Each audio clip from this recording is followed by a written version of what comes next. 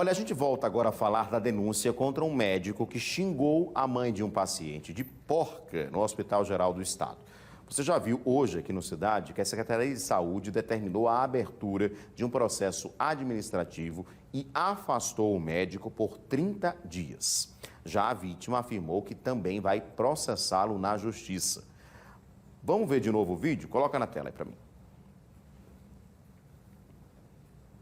Seja, não seja porca. Isso aí. Porco é o senhor. Porco é o senhor, não é porca não. Chega na minha casa pra ver como é. Você não pode falar o que você não sabe. Eu tô aqui perguntando desde ontem pedindo pra olhar o meu filho. Vocês são médicos irresponsáveis. Pois é, desde ontem que a gente traz os detalhes desse caso e agora para entender, né, o que é que deve ser feito pelas pessoas, pelas vítimas de casos parecidos como esse que nós estamos abordando, a gente conversa com o advogado Juliano Pessoa, especialista em direito à saúde. Doutor Juliano, boa noite. Independente, eu reforço aqui o que a gente falou no início do programa.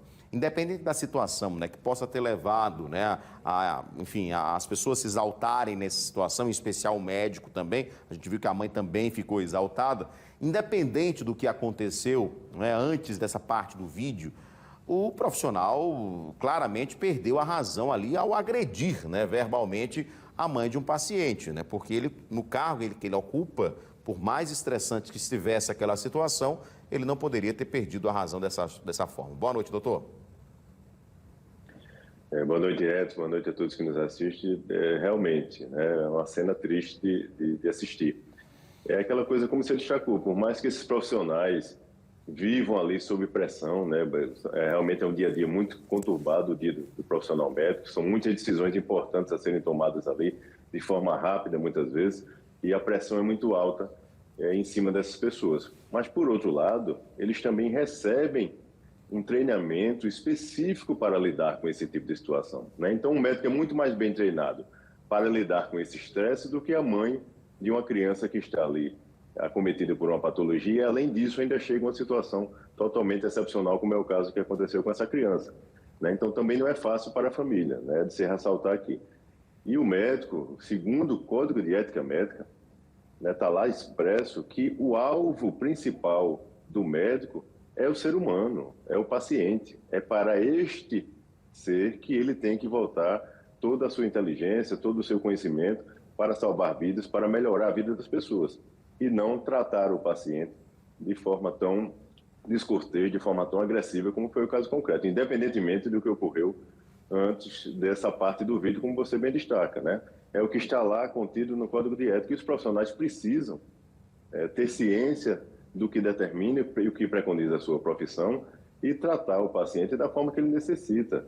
Ressalto-se aqui que é direito, Edson, de qualquer paciente receber informações sobre o tratamento, sobre o prognóstico, o diagnóstico, qual é o encaminhamento que será dado àquele tratamento. Então, isso é direito do paciente, seja o médico, seja outro responsável. Alguém tem que chegar para essa família, para essa mãe, e informá-la do que será feito, do que houve, do que aconteceu. E bem como essa questão de higiene, se o paciente já se encontra no ambiente hospitalar, também é de responsabilidade da instituição. Isso não pode ser terceirizado para a família e nem transferido para a família esse ônus de cuidar também ali daquele paciente. É importante frisar, assim, no caso, a mãe estava ali como acompanhante, né? Ela não faz parte do tratamento, ela está ali para auxiliar, no caso da criança, né, para pedir uma ajuda, para solicitar um médico, um enfermeiro, que observe aquela situação.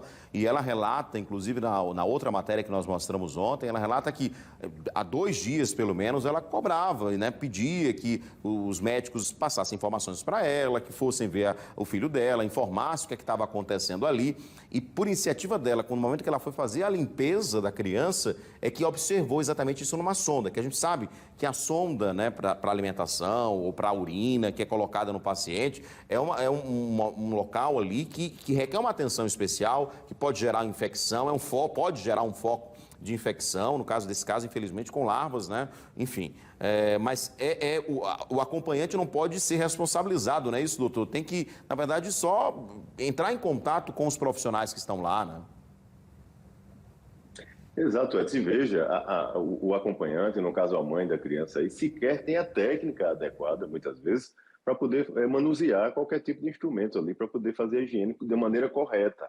Então, existem profissionais de enfermagem, bem como outros profissionais que possam assessorar nesse caso, devem estar ali assistindo, e se a demanda for extremamente grande, a gente sabe que o serviço público às vezes é complicado, mas que chegue alguém ali para aquela família e, no mínimo, instrua, oriente a mãe como é que ela faz a higiene, então, do seu filho, para colaborar naquele tratamento, e não simplesmente deixar lá a criança até que a mãe sozinha perceba, ou seja, se ela não tivesse constatado até hoje, não se teria percebido. Sim. Então, veja o descaso, infelizmente, é o que se demonstra, é o que se aparenta nesse caso concreto, um certo descaso no acompanhamento daquela criança que está ali com uma patologia relativamente grave e necessitando de cuidar dos outros.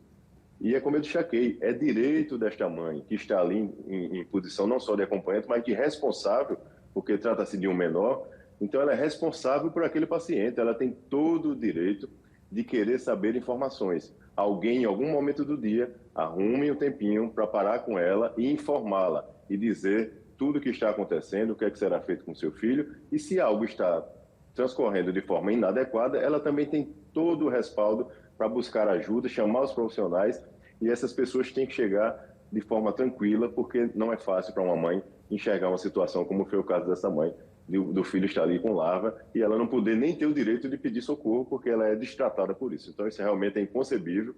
Naturalmente, o profissional terá o seu direito de defesa, de ampla defesa, de contraditório, de demonstrar o que foi que ocorreu no caso concreto, mas é extremamente recomendado que seja apurado, e já está sendo apurado, né? A própria Secretaria de Saúde já se manifestou por meio do secretário, o procedimento foi instaurado, será averiguado, ele foi afastado cautelarmente, e aí no processo agora administrativamente ele irá oferecer a sua defesa, e a mãe também tem todo o direito, como você destacou no início da abertura, de buscar outros meios, inclusive junto ao Poder Judiciário, para buscar reparação pelos danos que ela suportou, segundo a visão dela.